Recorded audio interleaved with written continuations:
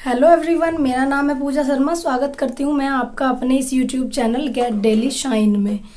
जैसा कि थंबनेल देखकर आपको पता ही चल गया होगा कि आज हम वृंदावन, मथुरा वृंदावन धाम के बारे में बात करने वाले हैं। गाइज, ये वीडियो मैं आपके लिए इसलिए शूट कर रही हूँ क्योंकि आपको भी ये चीज़ जानने की ज़रूरत है, क्योंकि मैं वहाँ पर फर्स्ट टाइम गई थी। जैसा कि मैंने 2 दिन पहले एक पोस्ट किया था कि हम मथुरा वृंदावन जा रहे हैं। वहाँ से आने के बाद मैं आपको सारी फ़ोटोज़ और वीडियोस देने वाली हूँ। तो आपको पता ही है मैं मथुरा वृंदावन गई थी। अब वहाँ पर मेरे साथ क्या हुआ, क्यों मुझे पछताना पड़ रहा है, जानने वाले हैं हम इस वीडियो में। वीडियो आपके लिए इसलिए बनाया गया है ताकि आप अगर जाए तो आपके साथ भी ये धोखा ना हो। मैंने जाकर मुझे कई बार तो ऐसा फील कर रही हूँ कि गलती तो नहीं कर दी वहाँ जाकर, लेकिन गलती नहीं है, भगवान के लिए मैं वहाँ गई थी।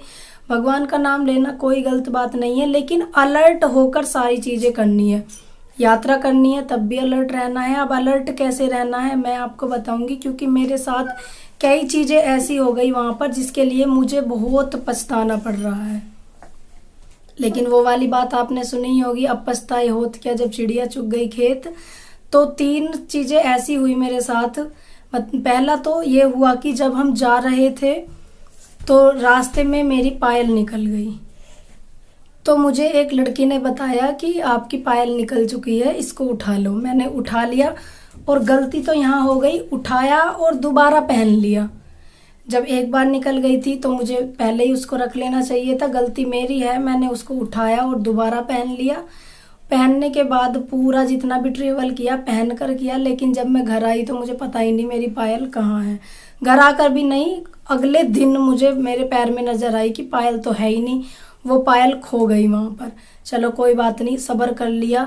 भगवान का कुछ ना कुछ भूल चूक हुई होगी जो मेरा ऐसा नुकसान हुआ, क्योंकि जितना जिसको चाहिए या जिसके नाम का होता है वो वहाँ जाता ही है, चाहे हम कितना भी तेज क्यों ना बन जाए। फिर क्या हुआ, जब हम जा रहे थे तो ऐसे ऐसे ठग्गू वहाँ बैठे हुए हैं, बिल्कुल भी किसी के चक्कर में नहीं आना, ऐसे ऐसे ठग वहाँ पर हैं। जब हम जा रहे थे तो एक लड़की के हाथ में, हमारे साथ ही थी एक्चुअली, ग्रुप में हम वृंदावन धाम गए थे, तो मेरे साथ एक लड़की थी, उसके हाथ में थी फ्रूटी। अब जैसे ही हम पैदल चल रहे थे, क्योंकि ऐसा था एकादशी थी तो परिक्रमा लगा रहे थे सब लोग, वहाँ पर कोई सवारी नहीं थी कि हम सवारी से आगे जा सकें। हमारी जो गाड़ी थी वो बहुत दूर पहले ही उन्होंने पुलिस वाले खड़े हुए थे, पहले ही रुकवा दी थी, अंदर नहीं जाने दिया। कम से कम हम 4-5 किलोमीटर पैदल चले हैं वहाँ पहुँचने के लिए। प्रेम मंदिर के आसपास की मैं ये बात बता रही हूँ आपको। प्रेम मंदिर जाने के लिए 4-5 किलोमीटर तक हमें पैदल चलना पड़ा, कोई भी सवारी ना मिलने के कारण। और सवारी अगर एक आधी मिली भी तो उन्होंने एक ही 5 किलोमीटर चलने के लिए एक सवारी से 400 रुपये अपना किराया बताया। इतना किराया कोई कैसे दे देगा, नहीं दे सकता। कोई बात नहीं, चल रहे थे पैदल। फ्रूटी थी एक लड़की के हाथ में, बंदर आया और फ्रूटी छीन कर ले गया। अब उसने सोचा कि इत्तेफाक से गई है, कोई बात नहीं। दूसरे इंसान ने क्या किया कि लड्डू उठाया और उसको लड्डू फेंक दिया। अब बंदर तो लड्डू के चक्कर में लग गया, फ्रूटी नीचे छोड़ दी। 2 लीटर वाली बोतल थी हमारे पास, लड्डू खाया और बोतल छोड़ दी। हम भी खुश हो गए कि बोतल मिली है, हम बोतल उठा के चल दिए। तो हमने देखा कि हमारे पीछे पब्लिक भगी हुई आ रही है, 3-4 जने थे, ऐसे भाग के आ रही है जैसे हमने कोई क्राइम कर दिया हो। मैंने कहा पता नहीं क्या हो गया भाई, पीछे मुड़ के देखा तो क्या हुआ, उन्होंने कहा कि लाओ लड्डू के 10 रुपए दो। मैंने कहा भाई क्यों, लड्डू के 10 रुपए की? दूसरा बोला 10 नहीं 20 वाला था, 20 रुपए दो लड्डू के। कि क्यों भाई, कि तुम्हारी फ्रूटी छुटवाई है, लड्डू के पैसे दो। चलो कोई बात नहीं, लड्डू क्या बच्चे नहीं खाते, 1-1 रुपए के गोली सी लेकर वो थी, 20 रुपए उसको दे दिए, कोई बात नहीं। चलो भाई, हमारी फ्रूटी थी वो 80-90 रुपए की, वो बच गई। आगे चले, दूसरी लड़की थी, उसने लगा रखा था चश्मा, बंदर चश्मा उतार के ले गए। जैसे ही चश्मा उतार के ले गए, तुरंत एक इंसान आया, उसने 10 रुपए वाली फ्रूटी फेंक दी। बंदर ने फ्रूटी ले ली, चश्मा छोड़ दिया। चश्मा उठाया, हम चल दिए। दोबारा देखा पीछे से, फिर पब्लिक आ रही है भक्कर। अरे भाई क्या हो गया, हमने क्या क्राइम कर दिया? जैसे ही पूछा तो बोले लाओ 70 रुपए दो। कि किस चीज के? कि फ्रूटी फेंकी थी, 10 रुपए वाली फ्रूटी का चार्ज हो गया फेंकने पर 20 रुपये, और जिसने फेंका था बस यूं हाथ उठाया उसके हो गए 50 रुपये, 70 रुपये। चश्मा छुटाने के लिए उसने लिए हमसे 70 रुपये। लड़ाई भी हो गई वहाँ, लेकिन माना नहीं, कई सारे हो जाते हैं मिलकर। अब हम तो वहाँ अजनबी थे तो देने पड़े, वो लोग वहीं के थे। तो मैं आपको अलर्ट करना चाहती हूँ कि जब भी आप जाओ वहाँ पर, बाकी जगह का मुझे नहीं पता, लेकिन मेरे साथ मैं फर्स्ट टाइम गई थी और फर्स्ट टाइम ही ये सब हुआ। वहाँ गए तो जब भी आप कहीं जाओ तो अलर्ट रहो, हाथ में कोई भी सामान ना हो तो ही बेटर है, अपना बैग में रखो। तो वो मतलब ऐसा था कि बंदर सब पढ़े लिखे थे, सबको पहले से ही इस तरह से एजुकेट कर रखा था कि पब्लिक का सामान छीनो और फिर हम तुम्हें कुछ देंगे, उसको खाओ और सामान छोड़ दो, फिर हम उससे पैसे ले लेंगे। ऐसे ऐसे एजुकेटेड बंदर उनके पास थे यार। बंदर बहुत देखे हैं लेकिन इस तरह के नहीं देखे कि इतने समझदार बंदर। भाई 1 रुपए का लड्डू छोड़ दिया तो तुरंत उसको 1 रुपए का लड्डू खाने लग गए, सामान छोड़ दिया। हमारे साथ 2 केस ऐसे हुए, लेकिन बाकी पब्लिक के साथ भी हुआ ही होगा। कितना नुकसान होता है वहाँ, इतने रुपए का इंसान कुछ खा पी ले तो कितना अच्छा है। वही वाली बात है कि जाओ और ठग के आ जाओ, अलर्ट रहना है। और सबसे बड़ी बात, जिस चीज़ के लिए मैंने ये वीडियो बनाया है, ये तीनों चीज़ें हो गई, चलो कोई बात नहीं, पायल खो गई, इट्स माय फॉल्ट, मेरी मिस्टेक थी। मैंने पहली बार में ही नहीं देखा, मुझे पहली बार ही अलर्ट हो जाना चाहिए था और अपनी निकाल के रख लेनी चाहिए थी। लेकिन चलो कोई बात नहीं, हो गया। ये दोनों नुकसान ऐसे हुए, बंदरों ने सामान उठाया और बदले में सामान लेने के हमें उसको पैसे देने पड़ गए। कोई बात नहीं, वो भी हो गया। अब हृदय तो तब हिल गया जब हम कृष्ण जी के दर्शन करने गए गोवर्धन धाम पे। वहाँ जाकर देखा कि अजनबी इंसान है, पंडित को पता चल गया अजनबी है, पहली बार आए हैं। क्योंकि जो मतलब अब मेरे साथ ये हुआ तो मैं अलर्ट हो गई, मैं भी नेक्स्ट टाइम दूसरी तरफ से जाऊंगी। जो बंदे मतलब पहले जा चुके थे वो दूसरी तरफ से जा रहे थे प्रसाद चढ़ाने के लिए, जो मेरे जैसे बिगनर्स थे तो वो दूसरी तरफ से चले गए पंडित जी की तरफ से।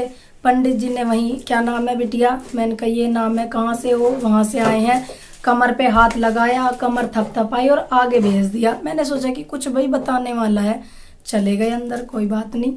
पीछे पीछे सासू माँ भी चली गई, नंद भी चली गई, 3 जने हो गए हम। बैठाया अंदर वाले, अंदर खड़े वहाँ पे मुझसे बोले क्या नाम है, फिर से पूछा। मैंने कहा ये है, कहाँ से आए हो, वहाँ से आए हैं। तो बोले कि चलो ठीक है, कोई बात नहीं, ये मैं तुम्हें दे रहा हूँ 1 रुपए का सिक्का सा, और किसी चीज़ में लपेट के, कि इसको ले जाना तिजोरी में रख देना, पीले चावल, 2 हल्दी की गांठ, ये सब मतलब वही बताते हैं, जो भी मनोकामना मांगोगे पूरी हो जाएगी। मुझे कुछ मांगना ही नहीं था, भगवान की दुआ से सब कुछ है मेरे पास, और मांगने से कुछ नहीं मिलता। भगवान जैसे हमारे माँ बाप है, हमारे माँ बाप को पता है कि हमें किस चीज़ की ज़रूरत है, वो हमें टाइम से पहले देने की कोशिश करते हैं। सेम भगवान के साथ भी है।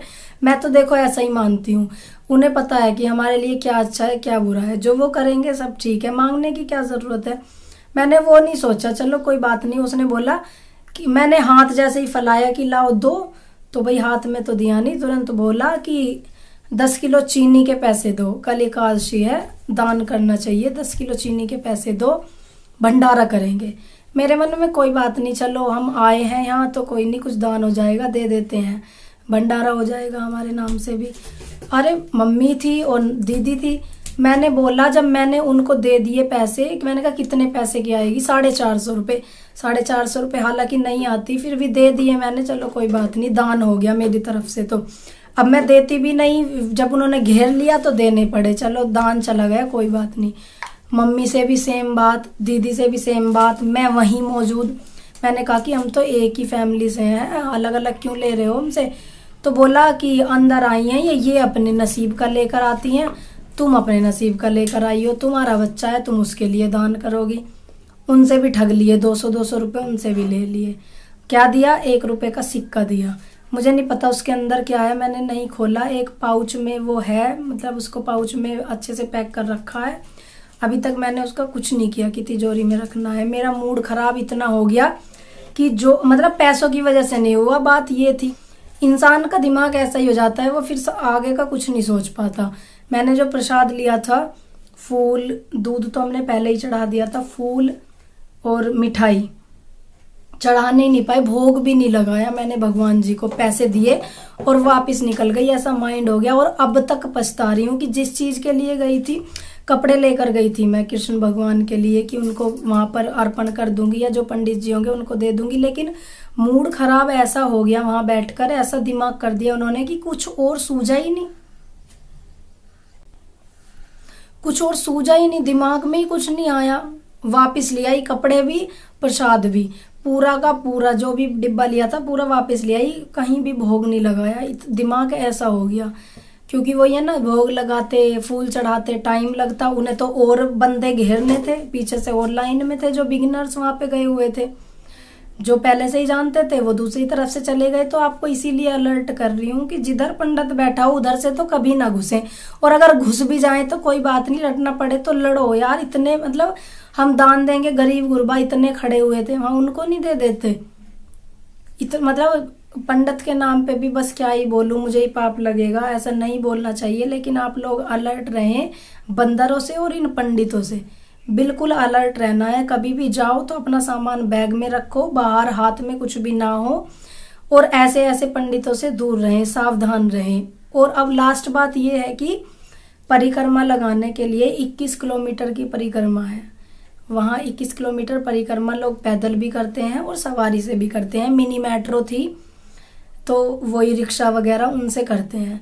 तो क्या होता है कि रिक्शा वाले पहले बोलते हैं कि ठीक है हम वहाँ तक ले जाएंगे, और सभी के साथ ये सिचुएशन है, पहले नहीं बताते, किराया ले लेते हैं और सीधा ले जाते हैं। बीच में पड़ता है राधा कुंड, वहाँ पर सवारी को जाने की परमिशन नहीं है। हमें भी नहीं पता था कि वहाँ सवारी नहीं जाती, रिक्शा या मेट्रो वाले पहले नहीं बताते कि वहाँ सवारी नहीं जाती, और वो बस मिस हो जाता है। जो भी एक बार सवारी में बैठ गया वो फिर राधा कुंड नहीं देख पाएगा। जब वहाँ जा रहे हैं तो राधा कुंड देखना तो बहुत ज़रूरी है। वहाँ जो जहाँ पर राधा माता नहाती थी, स्नान करती थी, वहाँ पूरा कुंड है, पानी है बहुत सारा, उसमें नहाना तो पॉसिबल नहीं है, लेकिन हाथ मुंह धो अच्छे से, बहुत सही रहता है। अब वहाँ जाते हैं तो राधा कुंड देखने को नहीं मिलता। रिक्शा में जिसने भी वो परिक्रमा लगाई उनका राधा कुंड मिस हो गया, किसी ने भी राधा कुंड नहीं देखा। तो ये मैं आपको अलर्ट करना चाहती हूँ कि जब भी जाओ, सवारी से जाओ तो उससे पहले बोल दो कि हमें 20 मिनट वहाँ रुकना है, हम राधा कुंड देख कर आएंगे तब आगे चलेंगे। नहीं तो फिर आप पैदल ही परिक्रमा करो। पैदल भी नहीं करनी तो ऐसा करो कि उतना बुकिंग कर लो गाड़ी को कि हम राधा कुंड तक जाएंगे, बस पूरी परिक्रमा मत करो। आगे ज़्यादा नहीं पड़ता, 3-4 किलोमीटर पड़ता है राधा कुंड से जाने के बाद, उसको आप पैदल कर लो तो ज़्यादा बेटर रहेगा। तो ये आज का हमारा टॉपिक था मथुरा वृंदावन धाम के ऊपर। नेक्स्ट वीडियो भी मैं आपको बताऊंगी कि हमने क्या क्या शॉपिंग की, इतना सस्ता सामान था वहाँ पर, बहुत सस्ता, वो भी मैं आपको नेक्स्ट वीडियो में दिखाऊंगी। वीडियो अगर पसंद आया है तो वीडियो को लाइक ज़रूर से करें और अपने अपने थॉट्स मुझे बताएं, आपका कैसा एक्सपीरियंस है, क्योंकि ज़रूरी नहीं है कि मैं ही आई हूँ, बहुत सारे लोग जाते हैं, उनका क्या एक्सपीरियंस रहा है कमेंट सेक्शन में ज़रूर बताएं। और मैं जो आपको अलर्ट कर रही हूँ वो आपको कैसा लगा अलर्ट करने के लिए, ये सही है या गलत है, वो भी मुझे ज़रूर बताएं, क्योंकि आप लोग बताओगे तभी मैं कुछ सीख पाऊंगी। गलतियों से ही इंसान सीखता है। कोई भी मिस्टेक आपको लगती है तो आप कमेंट सेक्शन में ज़रूर बताएं। चैनल पर न्यू हो तो चैनल को सब्सक्राइब कर लीजिए, सब्सक्राइब भी नहीं करना है एटलीस्ट विजिट ज़रूर करिए एक बार चैनल पर आकर। यहाँ आपको बहुत सारी वीडियोस मिलेंगी, आपसे आपके काम से रिलेटेड, घर के काज काम से रिलेटेड, बच्चों से रिलेटेड बहुत सारी वीडियो मैंने यहाँ डाल रखी हैं। नेक्स्ट वीडियो में मैं आपको वहाँ की शॉपिंग के बारे में बताने वाली हूँ। मिलते हैं नेक्स्ट वीडियो में, तब तक के लिए ध्यान रखिएगा अपना। वीडियो को पूरा देखने के लिए बहुत बहुत शुक्रिया, धन्यवाद। Thank you for watching.